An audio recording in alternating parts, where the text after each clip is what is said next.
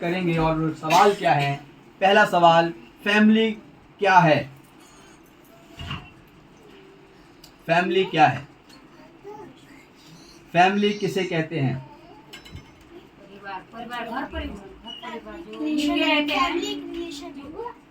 Okay,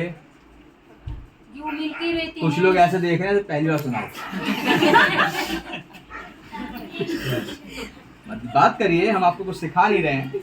आपको gospel Bible पर आपको गॉस्पल दे दिया, सुसमाचार दे दिया। अब आपसे बात करते हैं कि आखिर हमें लोगों को किन चीज़ों में बढ़ने की आवश्यकता है। हालेलुया। हमने शुभ संदेश में विश्वास किया। अब हमारे जीवन के अंदर कैसे मसीह बढ़ना चाहिए, कैसे गुरु हमारे अंदर आकर बढ़ना चाहिए। तो उसके लिए पहला सवाल, फैमिली किसे कहते हैं?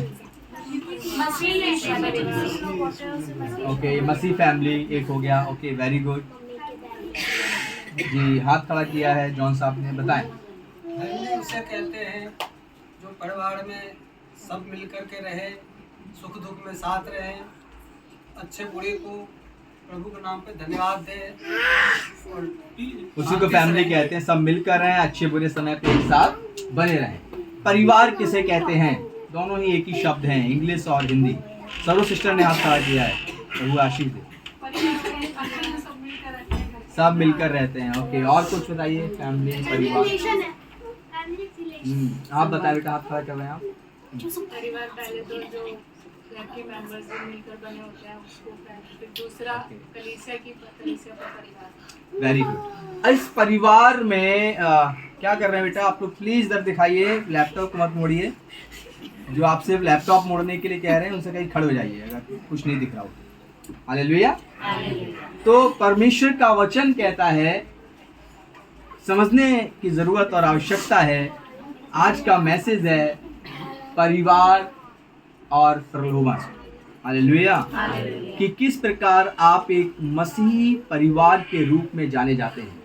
आपने यीशु मसीह के ऊपर विश्वास किया, यकीन किया, और आपने एक माता, पिता, बहन, भाई, चाचा, चाची, ताई, ताया, आपके जो भी आपका घर में पद है, बेटा, बेटी के रूप में आपने यीशु को जाना। आप एक घर में कोई ना कोई अपना पद लेकर रह रहे हैं। आपके ऊपर हो सकता है कि आप एक माता पिता के रूप में हो और बच्चों की जिम्मेदारियां हो सकता है कि आप एक बच्चे के रूप में हो और बुजुर्ग माता पिता की जिम्मेदारियां आपके ऊपर हो सकता है कि आपके ऊपर माता पिता का साया ही ना हो, और हो सकता है कि आपको ज़माने ने अलग कर दिया हो और आपके पास अपना कोई परिवार ना हो, और आप एक ऐसे दोस्तों के बीच में रह रहे हो जिनमें आपके कुछ माता और कुछ पिता बन गए हों, तो वो भी एक परिवार में आप आ जाते हैं। परमेश्वर आपके परिवार को प्रलोभन से बचाना चाहता है कि कैसे आप जो है एक परिवार जो है प्रलोभन से बचाया जाए। तो सबसे पहले हम लोग व्यवस्था विवरण 11 अध्याय उसकी 19 आयत को पढ़ेंगे कि एक परिवार, एक घराना, एक फैमिली कैसे परमेश्वर के शास्त्रों में है। व्यवस्था विवरण 11 अध्याय उसकी 19 आयत को पढ़ें। और तुम घर में बैठे हाथ पर चलते लेटते, तुम घर में बैठे लेटते चलते उठते इनकी चर्चा करके, उठते बैठते चलते फिरते इनकी चर्चा करके अपने बच्चों को सिखाया करना। अपने बच्चों को सिखाया करना। परमेश्वर कहता है कि आप एक परिवार हो, आप एक घराना हो, आप एक फैमिली हो। तो परमेश्वर का जो वचन है, परमेश्वर का जो गॉस्पेल है, परमेश्वर का जो सुसमाचार है, वो तुम क्या करना, उनको, अपने बालकों को और अपने परिवार के मेंबरों को सिखाया करना। हालेलुया। और आगे क्या लिखा है? और इन्हें अपने अपने घर के चौखट के बाजुओं और अपने फाटकों के ऊपर लिखना। और जो परमेश्वर के हुक्म हैं अपनी चौखटों पर, उनके बाजुओं में लिख लेना, ताकि आते और जाते समय हम परमेश्वर का वचन क्या करें, पढ़ सकें। हालेलुया। उस पर नजर जा सके। क्यों? क्योंकि वचन से हटकर कभी कोई परिवार एक अच्छा परिवार नहीं बन सकता। परमेश्वर के वचन से हटकर मनुष्य अधूरा और पशु सरीखा है। हालेलुया। हम लोग इसकी दूसरी आयत को, तीसरी आयत को भी पढ़ेंगे। और तुम आज यह सोच समझ लो क्योंकि मैं तो तुम्हारे बाल बच्चों से नहीं कहता, जिन्होंने ना तो कुछ देखा और न जाना है कि तुम्हारे परमेश्वर यहोवा ने क्या क्या ताड़ना की। बस अब ये परमेश्वर का वचन कहता है कि यदि तुम माता पिता होके मेरे वचन को सुनते और मानते आए हो, लेकिन तुम्हारे बाल बच्चों को यदि तुम नहीं बताओगे तो कैसे उन्हें पता लगेगा कि परमेश्वर ने तुम्हें ताड़ना दी थी तो तुम्हारी गलतियों के कारण दी। इसलिए माता पिता को यह भी बताना चाहिए कि मेरे जीवन के अंदर यदि दुख आया तो मेरी पवित्रता से आया या मेरी गलती गुनाहों से आया। हालेलुया। अपने बच्चों को वो परमेश्वर के और अपने रिश्ते के विषय में बताएं। अपने बच्चों को बताएं कि परमेश्वर कितना शक्तिशाली और सामर्थी है। और यदि कोई भी माता पिता अपने बच्चों को परमेश्वर के शास्त्र की शिक्षा नहीं देता या बच्चे पहले चुन लिए गए हैं और माता पिता को नहीं बताते, और यदि परिवार में कोई भी जन चुना गया है, उसका फर्ज है कि परमेश्वर के हुक्म और आज्ञा को पढ़कर अपनी फैमिली और अपने परिवार को सुनाए और उन्हें शुभ संदेश भी शेयर करें और अपने घर की चौखट के आजू बाजू में परमेश्वर के शास्त्र को लिख के लगा ले। ऐसा करने से परिवार जो है वो स्थायी रहता है। लेकिन परमेश्वर कहता है आज के समय में परिवार जो है वो दुष्ट ने प्रलोभन देकर परमेश्वर से अलग कर लिए, और परमेश्वर की इच्छा कभी नहीं है कि कोई भी फैमिली परमेश्वर से अलग हो। परमेश्वर की इच्छा यही है कि फैमिली जो परमेश्वर ने बनाई है, जो आपको सौंपी है, वो आप अपनी फैमिली को परमेश्वर को सौंप दें और अपने जीवन का हर उत्तरदायित्व परमेश्वर से पूरा करने के लिए ताकत और हिम्मत मांगे। किस तरह का प्रलोभन आता है और क्या परिवार में कभी प्रलोभन दिया गया है? तो उत्पत्ति का 3 अध्याय खोलिए और हमारी धरती का पहला परिवार आदम और हव्वा का परिवार, जहां परमेश्वर ने आदम और हव्वा को बनाया था और आदम और हव्वा को पति पत्नी के रूप में जोड़ा था, और वहां पर किस प्रकार से कार्य होता है। तो उत्पत्ति 3 अध्याय 1 से 6 पढ़िए। यहोवा परमेश्वर ने जितने पनेले पशु बनाए थे उन सब में सर्प धूर्त था, और स्त्री से कहा क्या अब यहाँ पर लिखा है कि 2 पति पत्नी हैं, इनका नाम है एडम और ईव, आदम और हव्वा, और वे अपनी जिंदगी जी रहे हैं। परमेश्वर ने उनको कुछ हुक्म दिए थे, कुछ बातें बताई थी, वे उसका पालन करते थे। परमेश्वर शाम को समय आते थे, सुबह आते थे, बातें करते थे, लेकिन तभी वहां पर एक धूर्त था, इब्लिस, जो स्वर्ग से फेंका गया दुष्ट, वो सर्प में समाया और सांप वहां आकर उस स्त्री से कहता है, क्या कहता है? उसने स्त्री क्या सच है कि परमेश्वर ने कहा, सर्प ने कहा क्या सच है कि तुम्हारे परमेश्वर ने कहा है तुम इस वाटिका के किसी वृक्ष का फल नहीं खाना? क्या तुम्हारे परमेश्वर ने कहा है कि इस वाटिका में किसी भी पेड़ के फल को मत खाना? स्त्री ने सर्प से कहा, स्त्री ने सर्प से कह दिया, इस वाटिका के वृक्षों से फल हम खा सकते हैं, पर जो वृक्ष वाटिका के बीच में है उसके फल के विषय।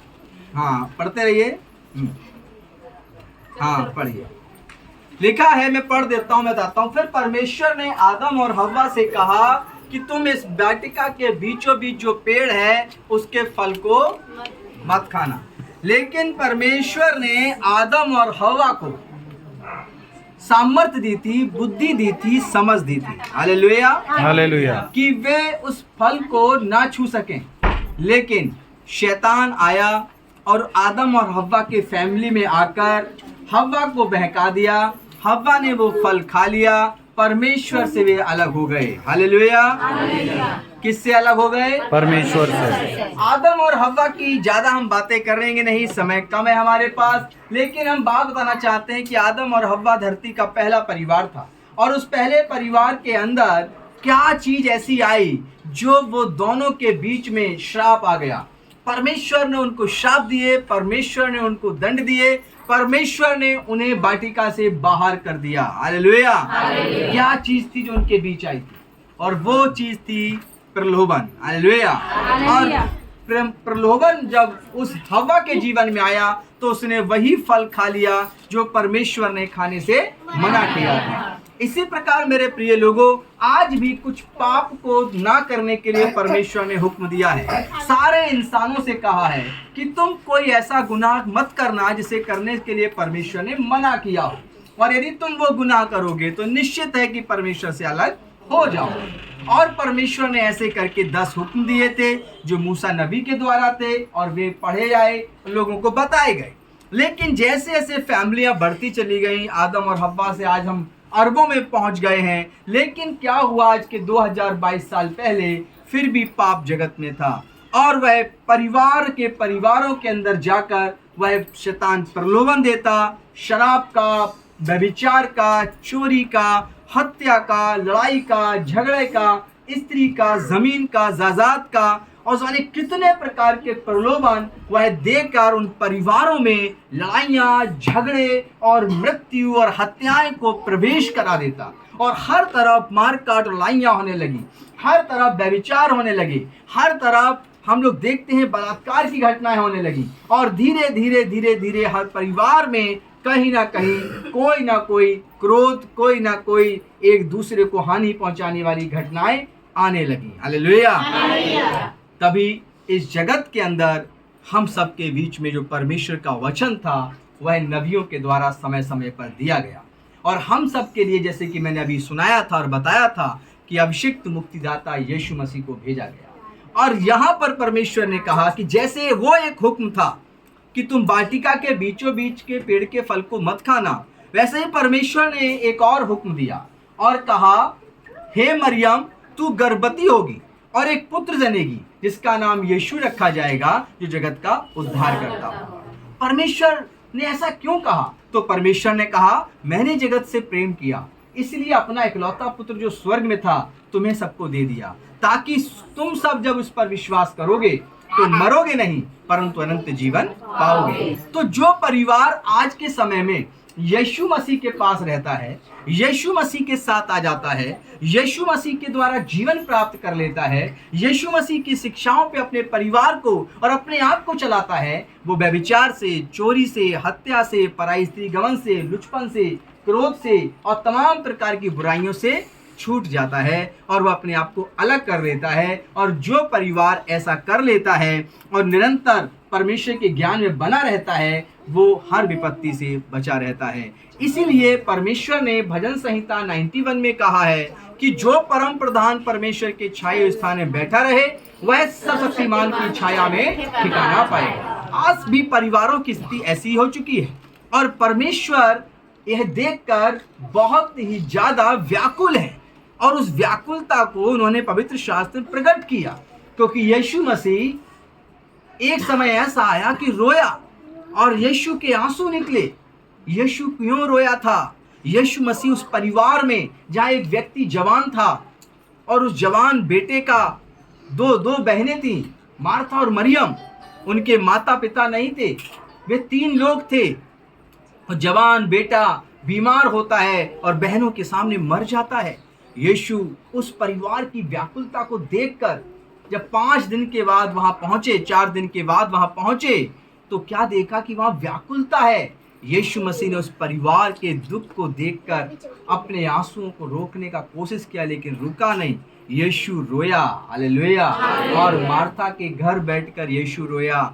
मार्था से कहा, चलो कब्र पर हम भी चलते हैं। और जब उस कब्र पे पहुंचे तो वहां पर बहुत सी भीड़ पहुंच गई। यीशु ने कहा, इस कब्र से ऊपर से पत्थर हटा दो। जब पत्थर हटाया तो मार्था, जो उस परिवार का हिस्सा थी, जिसका भाई मर गया था, उसने कहा, प्रभु हम नहीं देख सकते, मेरे भाई को मरे हुए 4 दिन हो गए हैं, अब उसमें सड़ान और बदबू आती होगी। यीशु ने कहा, मैं भी देखना चाहता हूँ, विश्वास रख तो परमेश्वर की महिमा देखेगी। और पत्थर को हटाया, और यीशु मसीह ने उस कफन में लिपटे हुए लाजर को आवाज दी और कहा, है लाजर उठा। और लाजर उसी घड़ी उठकर बैठ गया। एक परिवार में यीशु था तो वो मुर्दा उठकर बैठ गया। हालेलुया। जब ऐसा हुआ तो वहां पर बहुत सारे परिवार थे, वहां और भी फैमिली थी उस शहर में, उस जगह पर, जो यीशु का विरोध करती थी।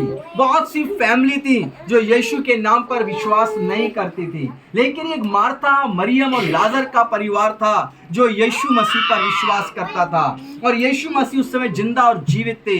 वे अपने आप को अभी तक मारने के सूली पर नहीं लटकाए थे, और वो यीशु मसीह जब उस घर में था तो वहाँ के पास उनके पास जीवन था। मेरे प्रिय लोगों, वो जीवन जो यूहन्ना 3:16 में परमेश्वर ने कहा था कि मैंने जगत से प्रेम किया, इसीलिए अपना इकलौता पुत्र दे दिया, ताकि जो कोई विश्वास करे वह नाश ना हो परंतु अनंत जीवन पाए। और मार्था ने और मरियम मगदलीनी ने विश्वास किया था, लाजर ने विश्वास किया था। इसीलिए परमेश्वर के पुत्र यीशु ने कहा, हे पिता, मैं जानता हूं कि तू मेरी सुनता है, लेकिन फिर भी मैं इसलिए कहता हूं ताकि ये सब विश्वास करें। और अपनी आंखें उठाकर कहता है, लाजर कब्र से निकला, और मरा हुआ लाजर जिंदा हो जाता है। मेरे प्रिय लोगों, उस परिवार में कौन था? यीशु था, और वह यीशु मसीह था। इसीलिए वह अद्भुत घटना घटी कि एक मुर्दा जिंदा हो गया। सारे यहूदी और जो भीड़ लगी थी अचंभित हो गए कि जिसे हमने अपने हाथों से दफनाया था वो यह शब्द सुनकर कैसे जिंदा हो गया। वह इसलिए जिंदा हो गया क्योंकि यीशु मसीह ने मौत पर जय पाई है, और परमेश्वर ने सारी पृथ्वी, सारे आकाश मंडल और उस स्वर्ग का सारा अधिकार अपने पुत्र को सौंपा है, जिसका नाम यीशु मसीह है। हालेलुया। और उसी यीशु मसीह का जब नाम हमारे आपके घरों में होता है तो हम क्रोध से बचते हैं, दूसरे मनुष्यों के अपमान करने से हम बचते हैं। सारे मनुष्य जाति को हम एक ही परमात्मा की बेटे बेटियां मानते हैं, और हम सारे इंसानों को जो पूरी पृथ्वी पर चाहे किन्हीं भी देशों में रहते हों अपने ही उस रब के द्वारा बनाया हुआ मानते हैं। और ना उन इंसानों में कोई छोटा है, ना इंसानों में कोई बड़ा है, सब समान है और सबको एक ही आत्मा से रचा गया है। तो इसीलिए हम सब लोग जब यीशु को मानते हैं, विश्वास करते हैं, तो आपके परिवार के अंदर प्रलोभन नहीं आता।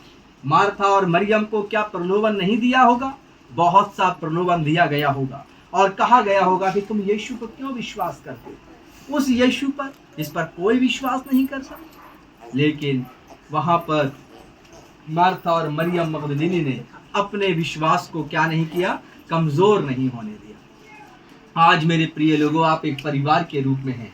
आपके जीवन के अंदर यीशु मसीह का शुभ संदेश पहुंचा है, आपके अंदर यीशु का विश्वास पहुंचा है, और यदि आज आप उस यीशु मसीह पर विश्वास बनाए रखते हैं और शैतान के दिए हुए हर प्रलोभन से, चाहे वो नशे का हो, व्यभिचार का हो, चोरी का हो, हत्या का हो, पराई स्त्री गमन का हो, लुचपन का हो, गंदे जीवन का हो, और धन का ही क्यों ना हो, इन सारे जब प्रलोभन से आप बच जाते हैं तो आपकी आत्मा पाक और साफ हो जाती है, आपकी रूह पाक हो जाती है, आपका जीवन पवित्र हो जाता है। और पवित्रता से बड़ा कोई धर्म दुनिया के अंदर नहीं होता। जहाँ पवित्रता है वहाँ परमेश्वर का निवास होता है। हालेलुया।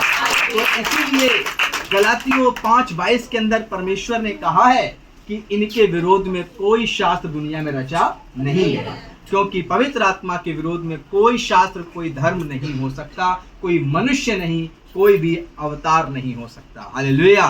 तो उस परमेश्वर ने अपने पुत्र के द्वारा हमें और आपको क्या दिया है? क्या सौगात दी है हम सबको? हम सबको वो दिया है जिसे हम लोग पाक रूह कहते हैं, पवित्र आत्मा कहते हैं। हालेलुया। और वो यदि परिवार में है, किसी एक के पास भी है, यदि किसी एक के पास भी पवित्र आत्मा है, तो उस परिवार के अंदर उस तूफान से लड़ने की शक्ति है। हालेलुया। यहाँ पर लाजर मर गया, लेकिन मार्था और मरियम मगदलीनी में वह परमेश्वर पे अटूट विश्वास था, यीशु मसीह पर विश्वास था। और जब यीशु आया तो मार्था ने कहा, हाँ मैं जानता हूँ कि मेरा भाई जी उठेगा पुनरुत्थान के लिए। यीशु ने क्या कहा? तू आज विश्वास कर तो आज ही उसकी महिमा देखेगी। तो मेरे प्रिय लोगों, आपके परिवार में स्थिति कुछ भी क्यों ना हो, बीमारी हो, रोग हो, कलेश हो, और शराब और नशा क्यों ना हो, यदि आप एक परिवार का हिस्सा हैं और किसी न किसी परिवार से आप आए हुए हैं, हो सकता है पूरा परिवार ही आया हो और हो सकता है पूरा परिवार बैठकर देख रहा हो, लेकिन आज आपके परिवार में जो कमजोर कड़ी है, चाहे वो किसी का नशा करना हो, किसी का व्यसन में जीवन बिताना हो, किसी का व्यभिचार में जीवन बिताना हो, और किसी का गंदे और भद्दे शब्द अपने मुंह से निकालना हो, इन सब चीज़ों से छुटकारा देने का पावर जो है वो यीशु के पास है। और यीशु मसीह ने उस परिवार में से आपको चुना है कि आप पवित्र आत्मा और पाक रूह से भर जाएं और उस पवित्र आत्मा के द्वारा आप अपने परिवार के लिए प्रार्थना करें। आप यीशु मसीह को अपने जीवन के अंदर महसूस करें और यीशु मसीह के द्वारा अपने परिवार में अच्छी और पवित्र बातों को करने का फैसला लें और यीशु से विनती करते रहें। तो वह यीशु मसीह आपके घर में आकर कहेगा, शैतान अब इसके घर को छोड़ दे, क्योंकि अब ये घर ज्योति का संतान है, रोशनी की संतान है, यह दिन की संतान है, यह उजाले की संतान है। हालेलुया। और